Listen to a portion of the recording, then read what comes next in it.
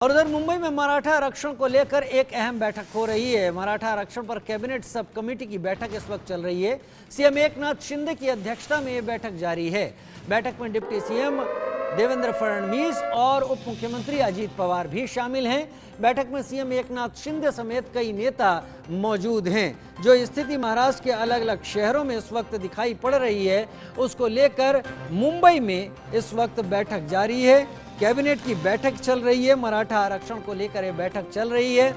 NCP और कांग्रेस इस वक्त इस प्रदर्शन में बढ़ चढ़कर महाराष्ट्र के जिलों में हिस्सा ले रहे हैं, जिसके बाद अब मुंबई में मराठा आरक्षण को लेकर बैठक जारी है। जालना में प्रदर्शनकारियों ने पथराव किया, जिसके बाद पुलिस ने लाठीचार्ज किया। सुजाता मेरे साथ ज्यादा जानकारी के साथ इस वक्त जुड़ गई हैं। सुजाता, जालना में शुरुआत हुई जहां पर मराठा आरक्षण को लेकर प्रदर्शनकारी सड़क पर उतरे, पथराव किया, बदले में पुलिस जो वहां मौजूद थी उसने लाठीचार्ज किया। लेकिन अब ये लाठीचार्ज अलग अलग जगहों पर सियासत की आग के जरिए मुंबई में प्रदर्शन के तौर पर सामने आ रहा है। दोनों तस्वीरें सामने रखिए। अभी मुंबई के शहरों की हालत क्या है और जो बैठक चल रही है इस वक्त मुंबई में, वहां पर क्या कुछ हो रहा है?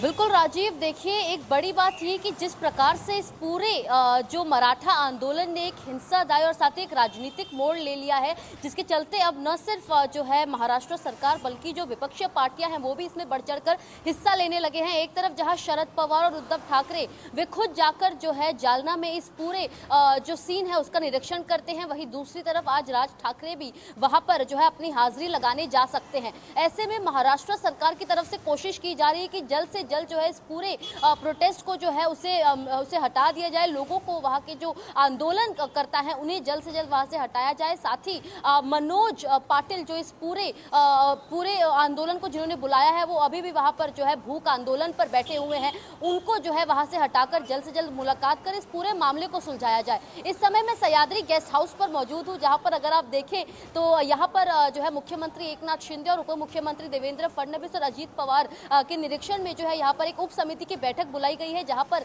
जो मुख्य मुद्दा है वो इसी मराठा समाज के जो है उनके रिजर्वेशन को लेकर है। और इसी के साथ ये उप समिति की जो बैठक इसे काफी ज्यादा जरूरी और इसकी अहमियत जो है वो काफी ज्यादा माना जा रहा है। लगातार इस बात का जोर दे रहे हैं कि तब तक ये आंदोलन अब चुप नहीं बैठेगा जब तक सरकार राजीनामा नहीं दे देती। सुजाता द्विवेदी मेरे साथ इस वक्त ज्यादा जानकारी के साथ जुड़ी हुई हैं।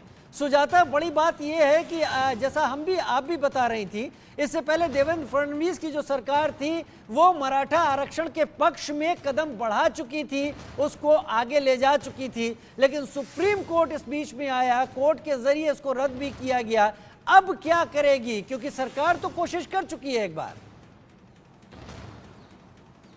बिल्कुल राजीव, और देखिए 2019 की बात जब देवेंद्र फडणवीस की सरकार ने जो है इस पूरे मामले को मंजूरी दे दी थी कि महाराष्ट्र में जो मराठा समुदाय है उन्हें आरक्षण मिला जाए, लेकिन जब सुप्रीम कोर्ट तक ये मामला पहुंचा उस समय सुप्रीम कोर्ट ने इसे साफ तौर पर खारिज कर दिया, जिसके बाद से ऐसे कई आंदोलन जो है वो शुरू किए गए। लेकिन इस बार का जो मराठा आंदोलन अब निकाला गया है वो काफी ज्यादा हिंसादायी मोड़ लेता हुआ नजर आया। 29 अगस्त के बाद से जब महेश पाटिल जिन्होंने इस पूरे आंदोलन को बुलाया था उनकी जो हेल्थ है वो बिगड़ती हुई नजर आई, क्योंकि वो भूख आंदोलन पे थे, जिसके बाद पुलिस ने लाठीचार्ज किया और जिसमें 350 से ज्यादा लोगों को जो है उन्हें बुक भी कर लिया गया है। तो ऐसे में अब कहीं ना कहीं महाराष्ट्र सरकार ने एक तरफ जहां लोगों को आश्वासन दिया है कि वो इस पूरे मामले को लेकर जल्द से जल्द एक हाई लेवल कमेटी का गठन किया गया है इस पूरे हिंसा को जो है उसकी जांच करने के लिए, वहीं दूसरी तरफ जो है वहां के लोगों को कहा गया है कि वो शांति बनाए रखे और जितनी जल्द से जल्द जो है इस मामले को लेकर जांच किया जाएगा।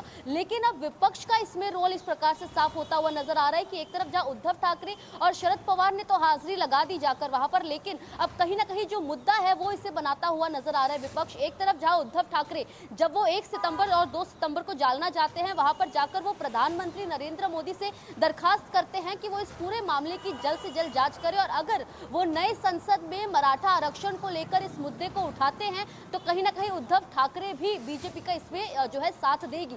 लेकिन अब एक तरफ जहां बीजेपी को यहां पर टारगेट करते हुए पूरा जो है यहां पर विपक्ष नजर आ रहा है, वहीं दूसरी तरफ इस समय महाराष्ट्र सरकार के लिए बहुत जरूरी बन जाता है इस पूरे मामले को जल्द से जल्द कंट्रोल करना, क्योंकि मराठा समुदाय की बात करें तो पूरे महाराष्ट्र में इनका जो वोट बैंक तलवार की धार पर चल रही है महाराष्ट्र सरकार इस वक्त, तलवार की धार पर चल रही है महाराष्ट्र सरकार इस वक्त, क्योंकि देवेंद्र फडणवीस इससे पहले मराठा आरक्षण के लिए पॉजिटिव स्टेप उठा चुके हैं। हालांकि कोर्ट में वो नहीं स्वीकार किया गया, उसको खारिज कर दिया गया।